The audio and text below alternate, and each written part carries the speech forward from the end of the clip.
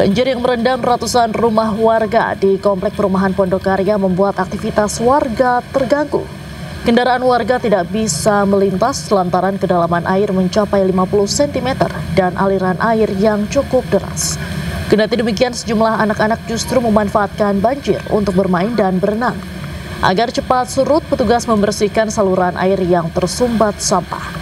Sementara itu, warga tetap bertahan di rumahnya masing-masing dan hanya mengevakuasi kendaraannya ke pinggir jalan. Ya, saat ini sudah ada genangan luapan dari air Kalimampang, sudah ada genangan. Ini berapa sentimeter, Bang? Sekitar 40-50-an. Kita ke informasi lain, pemirsa. Suasana duka selimuti prosesi pemulangan jenazah korban kerusuhan di Kuitang. Tangis keluarga pecah saat pemulangan jenazah Reno Syahputra di Rumah Sakit Polri Kramat Jati, Jakarta, Sabtu pagi.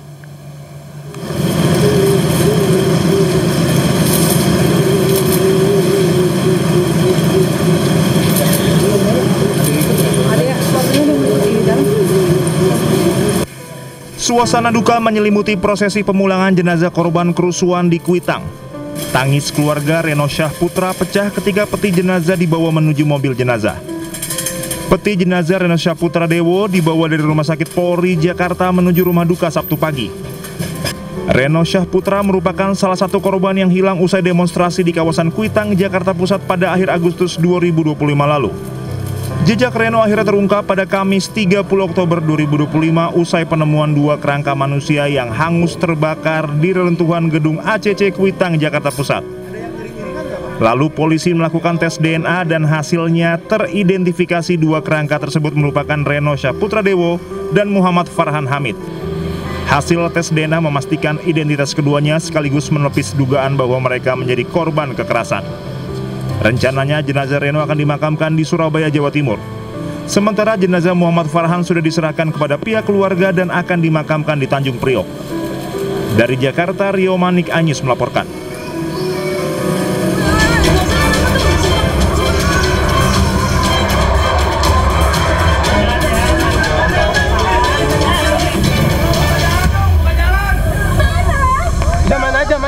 Mana aja.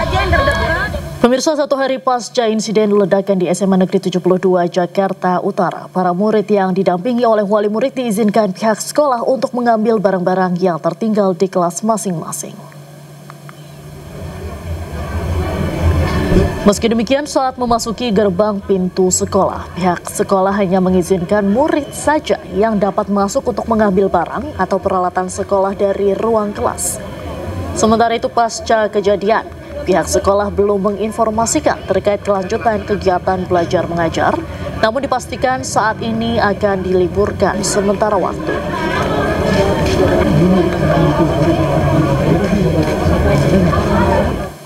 Pemirsa, Wakil Ketua Lembaga Perlindungan Saksi dan Korban Mahyudin meninjau lokasi ledakan di SMA N72 Kelapa Gading, Jakarta Utara. Saat ini tim LPSK tengah melakukan pendalaman terkait kebutuhan puluhan korban terdampak ledakan. Namun Mahyudin tak merinci secara detail kebutuhan apakah yang akan diberikan LPSK. Mahyudin berjanji LPSK akan memberikan perlindungan dan memenuhi kebutuhan korban terdampak ledakan. Tugas kami di LPSK kan baru melakukan pendalaman aja kaitan dengan kebutuhan korban aja sih, jadi nggak sejauh kaitannya dengan yang lain gitu. Tapi per hari ini seperti apa komitmen dari LPSK untuk pendampingan, karena tadi masih ada 29 yang dirawat, Pak? Yes, sesuai dengan tugas dan fungsi kami akan berikan perlindungan, itu aja. Kebutuhan korban pasti akan kami penuhi, itu aja. Kapolri Jenderal Listio Sigit Prabowo mengunjungi korban ledakan di SMA N72 Jakarta yang dirawat di Rumah Sakit Islam Jakarta Cempaka Putih. Listio mengungkap masih ada 29 korban ledakan yang menjalani perawatan. Seluruh korban tersebar di Rumah Sakit Islam Jakarta Cempaka Putih, Rumah Sakit Yarsi, dan Rumah Sakit Pertamina Jaya. Dua korban masih berada di ICU lantaran membutuhkan penanganan khusus. Listio menyampaikan jumlah korban pasca kejadian ledakan mencapai 96 orang. Sementara sisanya sudah diperbolehkan pulang dan beberapa menjalani rawat jalan. Polisi masih terus melakukan pendalaman kasus. Terdapat beberapa barang bukti pendukung yang tengah dikumpulkan seperti tulisan dan serbuk yang diperkirakan menimbulkan potensi ledakan. Listio memastikan pihaknya lewat berkolaborasi bersama pihak lain akan mengatasi trauma siswa. Kita juga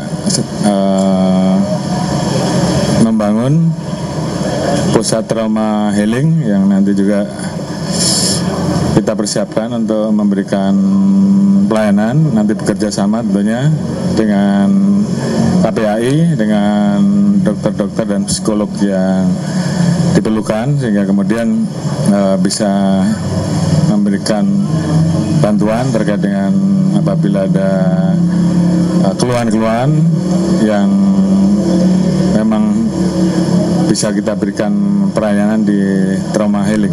Catatan-catatan lain kita kumpulkan, termasuk juga kita melakukan pemeriksaan terhadap media sosial, lingkungan keluarga untuk mengumpulkan semuanya. Nanti secara khusus setelah lengkap tentunya akan dirilis secara resmi. Sekali lagi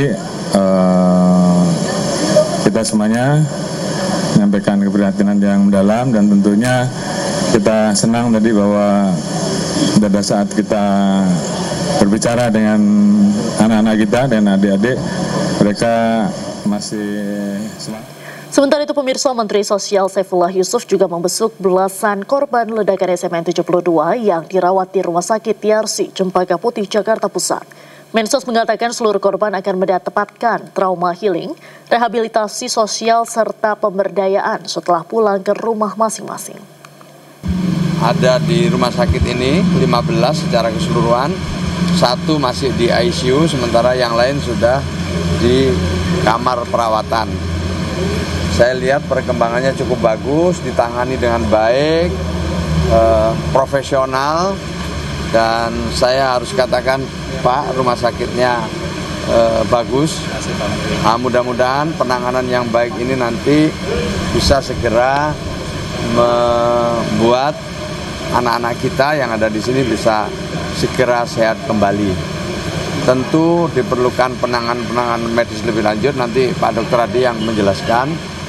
Kami akan terus berkoordinasi dengan orang tua para korban untuk melakukan tindak lanjut, terutama nanti di rehabilitasi sosialnya. Kami memberikan dukungan-dukungan yang diperlukan, termasuk tentu dukungan-dukungan untuk perawatan maupun nanti untuk rehabilitasi dan selanjutnya pemberdayaan.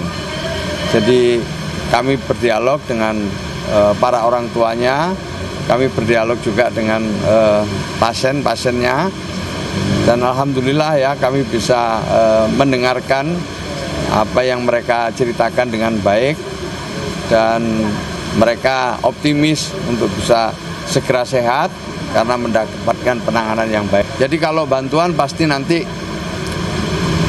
diberikan baik oleh pemerintah daerah, ya, Pak Gubernur kemarin juga sampaikan, kami dari Kementerian Sosial dengan indeks yang kami miliki tentu kita akan bantu, tetapi kita akan teruskan nanti